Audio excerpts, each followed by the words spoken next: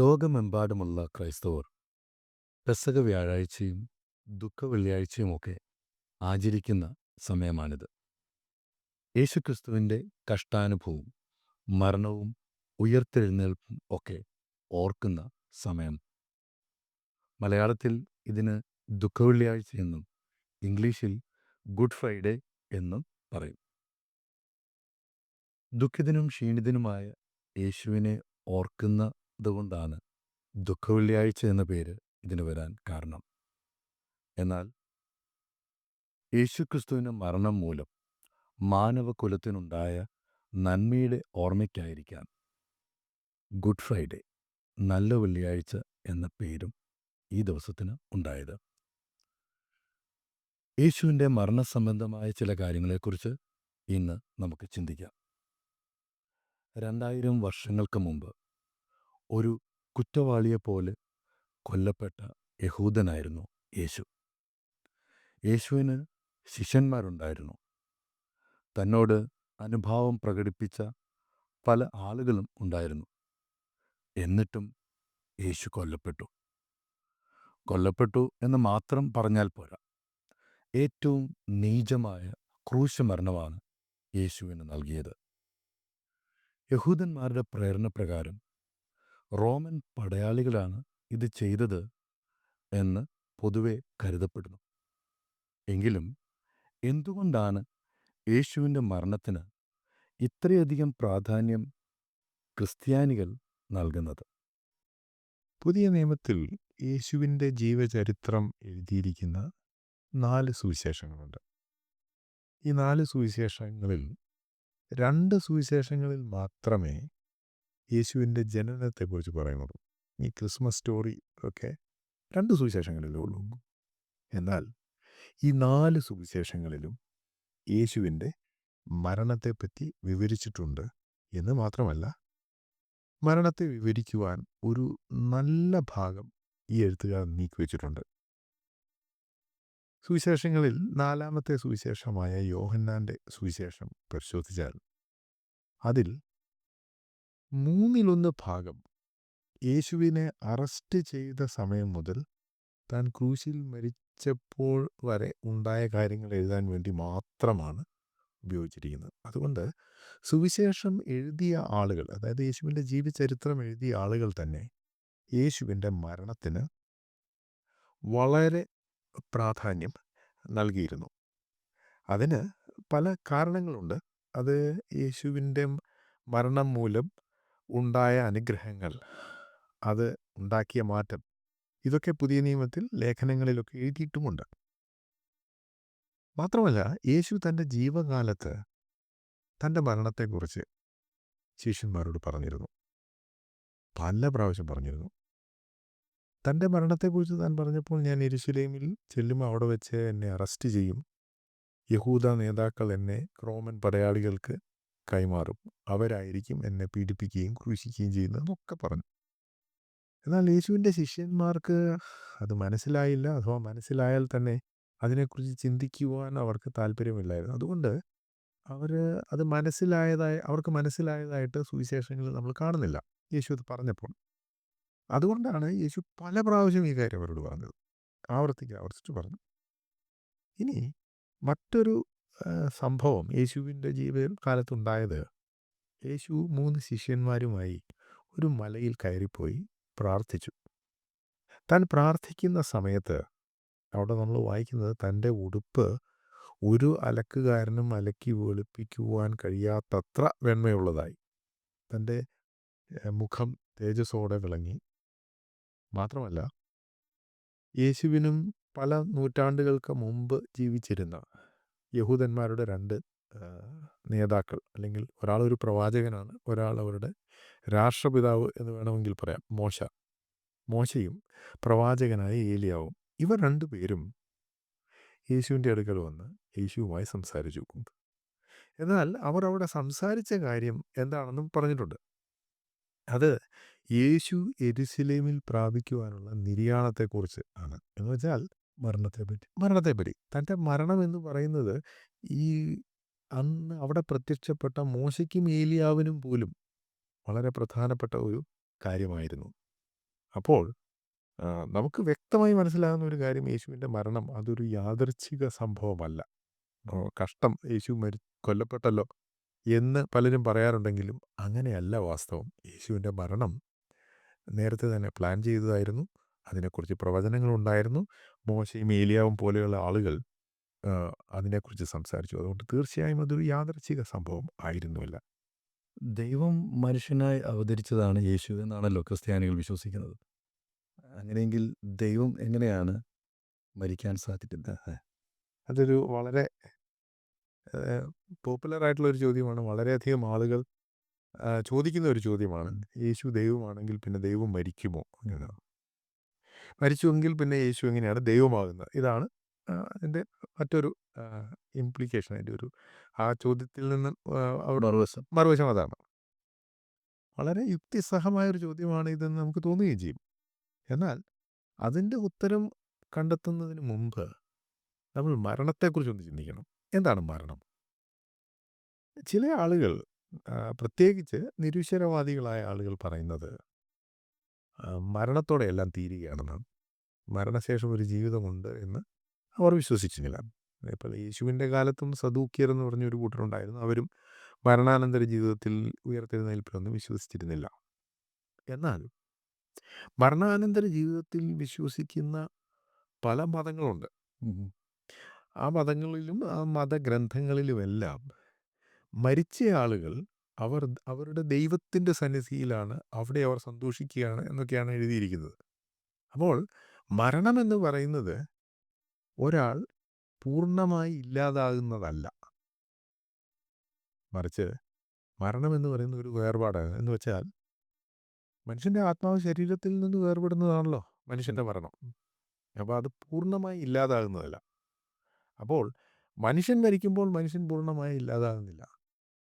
അപ്പോൾ അതാണ് മനുഷ്യൻ്റെ മരണം. അതൊരു വേർപാട് മാത്രമാണ്. ഇതുതന്നെയാണ് യേശുവിൻ്റെ മരണത്തെക്കുറിച്ച് ചിന്തിക്കുമ്പോഴും നമ്മൾ ഓർത്തിരിക്കേണ്ട കാര്യം. അപ്പോൾ ഈ പറഞ്ഞതൊക്കെ മനുഷ്യൻ്റെ മരണത്തെക്കുറിച്ചല്ലേ? ഇത് ദൈവത്തിന് ബാധകമാണോ? ദൈവത്തെക്കുറിച്ച് പുതിയ നിയമത്തിൽ ബൈബിളിൽ പറയുന്ന ഒരു കാര്യം ദൈവം ആത്മാവാണ് എന്നാണ്. ആത്മാവെന്ന് പറഞ്ഞാൽ ശരീരമില്ല, അല്ലെങ്കിൽ ശരീരത്തിൻ്റെ ആവശ്യമില്ല. അല്ല, ശരീരമില്ല എന്ന് പറഞ്ഞാൽ നമുക്ക് തോന്നും ശരീരമില്ലാതെ എങ്ങനെ ജീവിക്കാൻ പറ്റും. പക്ഷേ നമ്മുടെ ശരീരം നമുക്ക് പല പരിമിതികളും നൽകുന്നുണ്ട്. ഞാൻ ശരീരമുള്ള ഒരു വ്യക്തിയാണ്. എനിക്ക് ഈ സമയത്ത് ഇപ്പോൾ ഈ സ്റ്റുഡിയോയിൽ ഇരിക്കാനേ പറ്റുകയുള്ളൂ. വേറൊരിടത്ത് അയക്കാൻ കഴിയും. ഒരു സ്ഥലത്തേ പറ്റുകയുള്ളൂ. എന്നാൽ ആത്മരൂപിയായ ഒരാൾക്ക് ശരീരത്തിൻ്റെ പരിമിതികളില്ല. അവർക്ക് ഒരേ സമയത്ത് പല സ്ഥലത്തായിരിക്കാൻ സാധിക്കും. അതുകൊണ്ടാണ് ദൈവം സർവ്വവ്യാപിയാണ് എന്നൊക്കെ പറയുന്നത്. അതുപോലെ തന്നെ യേശു ഈ ഭൂമിയിലായിരുന്നപ്പോൾ താൻ ഒരു ജഡം സ്വീകരിച്ചു, അല്ലെങ്കിൽ ഒരു ശരീരം സ്വീകരിച്ചു. അതുകൊണ്ട് താൻ ഒരു സ്ഥലത്ത് താമസിച്ചു. ഒരേ സമയത്ത് പല സ്ഥലത്ത് താൻ ഉണ്ടായിരുന്നില്ല. എന്നാൽ യേശു പുനരുത്ഥാനം ചെയ്ത് കഴിഞ്ഞ് തൻ്റെ പരിശുദ്ധാത്മാവ് വരുമെന്ന് പറഞ്ഞു. പരിശുദ്ധാത്മാവ് ആത്മാവാണ്. ആത്മാവ് ഒരേ സമയത്ത് പല ആളുകളിൽ പല സ്ഥലങ്ങളിൽ കാണും എന്നാണ് പറയുന്നത്. അപ്പോൾ ഞാൻ പറഞ്ഞു വന്നത്, യേശു ദൈവം ജഡം സ്വീകരിച്ചവനാണ്. യേശുവിൻ്റെ ജഡധാരണം എന്നൊക്കെ നമ്മൾ പറയാറുണ്ട്. അപ്പോൾ ഒരു ശരീരം സ്വീകരിച്ച് മനുഷ്യ ശരീരം സ്വീകരിച്ചവനാണ്. അതുകൊണ്ട് യേശുവിൽ പൂർണ്ണ ദൈവവും പൂർണ്ണ മനുഷ്യനും ഒരേ സമയത്ത് കുടികൊണ്ടിരുന്നു. ഇത് എങ്ങനെ സാധിക്കും? ഇത് നമുക്ക് എങ്ങനെ മനസ്സിലാക്കാം എന്ന ഒരു ചോദ്യമുണ്ട്. ആ ചോദ്യത്തെക്കുറിച്ച് എനിക്ക് ഒന്നേ പറയാനുള്ളൂ. ഇത് നമുക്ക് മനസ്സിലാകുന്നതിലും അപ്പുറത്തുള്ള ഒരു കാര്യമാണ്. സൃഷ്ടാവായ ദൈവത്തെക്കുറിച്ചാണ് നമ്മൾ മനസ്സിലാക്കാൻ ശ്രമിക്കുന്നത്. അങ്ങനെ മനസ്സിലാക്കാൻ ശ്രമിക്കുമ്പോൾ നമുക്ക് എല്ലാ കാര്യവും കൃത്യമായി മനസ്സിലാകുക എന്ന് വെച്ചാൽ അത് ദൈവമാണോ എന്ന കാര്യത്തിൽ അവിടെയാണ് സംശയം ഉണ്ടാകുന്നത്. അപ്പോൾ യേശുവിൻ്റെ മരണവും എന്ന് പറയുന്നതും മനുഷ്യൻ മരിക്കുന്നത് പോലെ തന്നെ അതൊരു വേർപാടായിരുന്നു എന്ന് മാത്രം അതിൽ നിന്ന് നമ്മൾ മനസ്സിലാക്കിയാൽ മതി. അല്ലാതെ യേശു മരിച്ചപ്പോൾ യേശുവിൻ്റെ മനുഷ്യത്വം ഇല്ലാതായില്ല. അതുപോലെ തന്നെ യേശുവിൻ്റെ ദൈവത്വവും ഇല്ലാതായില്ല. മരണം കൊണ്ട് എല്ലാം തീരുന്നില്ല എന്നാണല്ലോ നമ്മൾ മുമ്പ് കണ്ടത്. അപ്പോൾ യേശുവിൻ്റെ മരണം തൻ്റെ ശരീരത്തിൽ നിന്നുള്ള വേർപാട് എന്ന് മാത്രം ചിന്തിച്ചാൽ ഈ ഈ പ്രശ്നത്തിന് പരിഹാരമായി. ഇനി മറ്റൊരു കാര്യം, യേശു ജീവിച്ചിരുന്നപ്പോൾ താൻ യഹൂദന്മാരായ ആളുകളോട് ഒരിക്കൽ പറഞ്ഞു, ഈ മന്ദിരം പൊളിപ്പിൻ, ഞാൻ അതിനെ 3 നാൾ കൊണ്ട് പണിയും. അപ്പോൾ യേശു അത് യഹൂദന്മാരുടെ ദേവാലയത്തിനടുത്ത് നിന്നാണ് പറഞ്ഞത്. ആ ദേവാലയം ശലോമോന്റെ ദേവാലയമല്ല, അത് പൊളിച്ചു കളഞ്ഞു, നശിപ്പിക്കപ്പെട്ടു. അത് കഴിഞ്ഞ് ഹെരോദ രാജാവ് പണിതത്. ആ ദേവാലയത്തെ രണ്ടാമത് പണിത ദേവാലയത്തെ മൂടി പിടിപ്പിച്ചു. അത് 40-ലധികം വർഷങ്ങളായി അതിൻ്റെ പണി നടന്നുകൊണ്ടേയിരിക്കുകയാണ്. അപ്പോൾ ഇങ്ങനെ അതിമനോഹരമായ ഈ ബിൽഡിങ്ങിനടുത്ത് നിന്നിട്ടാണ് യേശു പറഞ്ഞത്, ഈ മന്ദിരം പൊളിപ്പിൻ, ഞാനതിനെ 3 നാൾ കൊണ്ട് പണിയും എന്ന്. അപ്പോൾ യഹൂദന്മാർ വിചാരിച്ചു ഈ ദേവാലയത്തെക്കുറിച്ചാണ് ഈ പറയുന്നത്.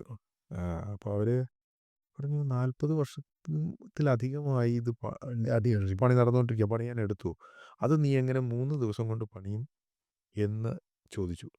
പക്ഷേ അവിടെ അത് എഴുതിയ യോഹന്നാൻ അതിൻ്റെ ഒരു വിശദീകരണം നൽകുന്നുണ്ട്. ആ വിശദീകരണം ഇങ്ങനെയാണ്: യേശു മരിച്ചു ഉയർത്തെഴുന്നേറ്റ് കഴിഞ്ഞപ്പോൾ തൻ്റെ ശിഷ്യന്മാർക്കൊരു കാര്യം മനസ്സിലായി. അത് താൻ ദേവാലയത്തെക്കുറിച്ചല്ല പറഞ്ഞത്, മറിച്ച് സ്വന്തം ശരീരത്തെക്കുറിച്ചാണ് പറഞ്ഞത്.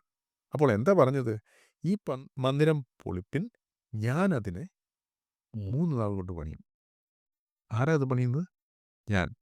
അപ്പോൾ യേശു പറഞ്ഞത്, ഞാൻ മരിച്ചാൽ എനിക്ക് തിരിച്ച് ഉയർത്തെഴുന്നേൽക്കുവാനുള്ള ശക്തിയുണ്ട്, എനിക്കത് സാധിക്കും. അപ്പോൾ മരണസമയത്ത് യേശു ഇല്ലാതെയാകുകയല്ല, മറിച്ച് തൻ്റെ അവസ്ഥയ്ക്കൊരു മാറ്റമുണ്ടായി, അത്രയേ ഉള്ളൂ.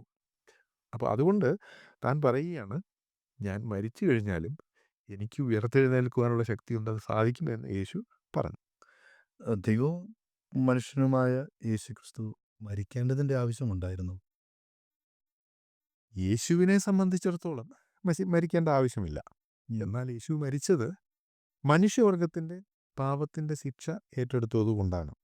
നമ്മൾ യേശുവിൻ്റെ മനുഷ്യത്വത്തെക്കുറിച്ചും ദൈവത്തെക്കുറിച്ചും ഇവിടെ പറഞ്ഞു. എന്നാൽ അതൊക്കെ ചിലർ കരുതുന്ന പോലെ മതത്തിൻ്റെ കാര്യങ്ങളാണ്, റിലീജിയസ് ആയിട്ടുള്ള കാര്യങ്ങളാണെന്ന് പറയാം. പക്ഷേ യേശുവിൻ്റെ ഈ ഭൂമിയിലെ ജീവിതത്തിലെ ഏറ്റവും വലിയ പ്രത്യേകത എന്ന് പറയുന്നത്, താൻ ഒരു തെറ്റും ചെയ്യാതെ ജീവിച്ചു എന്നുള്ളതാണ്. പാപമില്ലാത്ത ജീവിതമായിരുന്നു തൻ്റെ. അതുകൊണ്ടാണ് തൻ്റെ മരണം പാപികളായ മനുഷ്യവർഗത്തിൻ്റെ പരിഹാരത്തിനായി ഉതകുന്നത്. തൻ്റെ ജീവിതം പാപമില്ലാത്തതായിരുന്നതുകൊണ്ടാണ്. ഇനി യേശു ഈ ഭൂമിയിലേക്ക് വന്നതിൻ്റെ ഉദ്ദേശത്തെക്കുറിച്ച് യേശു തന്നെ പറഞ്ഞിട്ടുണ്ട്. ഞാൻ നല്ല ഇടയനാകുന്നു, നല്ല ഇടയൻ ആടുകൾക്ക് വേണ്ടി തൻ്റെ ജീവനെ കൊടുക്കുന്നു. യേശു ജനിക്കുന്നതിനും ഏതാണ്ട് 6 നൂറ്റാണ്ടുകൾക്ക് മുമ്പ് യെശയ്യാ പ്രവാചകൻ യേശുവിൻ്റെ മരണത്തെക്കുറിച്ച് എഴുതിയിട്ടുണ്ട്. അത് വേണമെങ്കിൽ ഞാനൊന്ന് വായിക്കാം. അത് യെശയ്യാ പ്രവാചകൻ്റെ പുസ്തകം 83-ാം അധ്യായമാണ്. അവൻ ഇളയ തൈ പോലെയും വരണ്ട നിലത്ത് നിന്ന് വേർ മുളയ്ക്കുന്നത് പോലെയും അവൻ്റെ മുമ്പാകെ വളരും. അവന് രൂപഗുണമില്ല, കോമളത്വമില്ല, കണ്ടാൽ ആഗ്രഹിക്കത്തക്ക സൗന്ദര്യവുമില്ല. അവൻ മനുഷ്യരാൽ നിന്ദിക്കപ്പെട്ടും ത്യജിക്കപ്പെട്ടും വ്യവസനപാത്രമായും രോഗം ശീലിച്ചവനായും ഇരുന്നു. അവനെ കാണുന്നവർ മുഖം മറച്ചു കളയത്തക്കവണ്ണം അവൻ നിന്ദിതനായിരുന്നു, നാം അവനെ ആദരിച്ചതുമില്ല. സാക്ഷാൽ നമ്മുടെ രോഗങ്ങളെ അവൻ വഹിച്ചു, നമ്മുടെ വേദനകളെ അവൻ ചുമന്നു. നാമോ ദൈവം അവനെ ശിക്ഷിച്ചും അടിച്ചും ദണ്ഡിപ്പിച്ചും ഇരിക്കുന്നു എന്ന് വിചാരിച്ചു.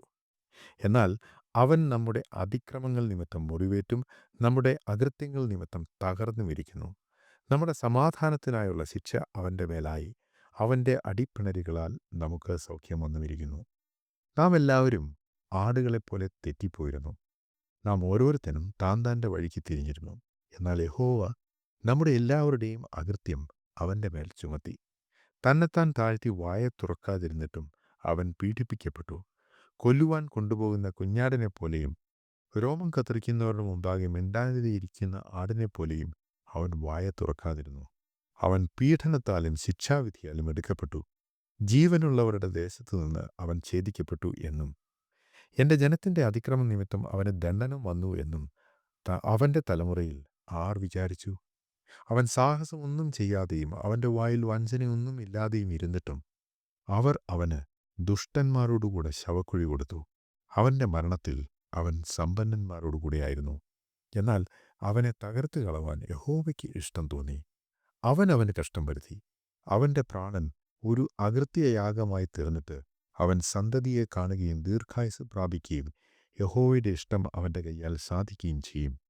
അവൻ തൻ്റെ പ്രയത്നഫലം കണ്ട് തൃപ്തനാകും. നീതിമാനായ എൻ്റെ ദാസൻ തൻ്റെ പരിജ്ഞാനം കൊണ്ട് പലരെയും നീതീകരിക്കും. അവരുടെ അകൃത്യങ്ങളെ അവൻ വഹിക്കും.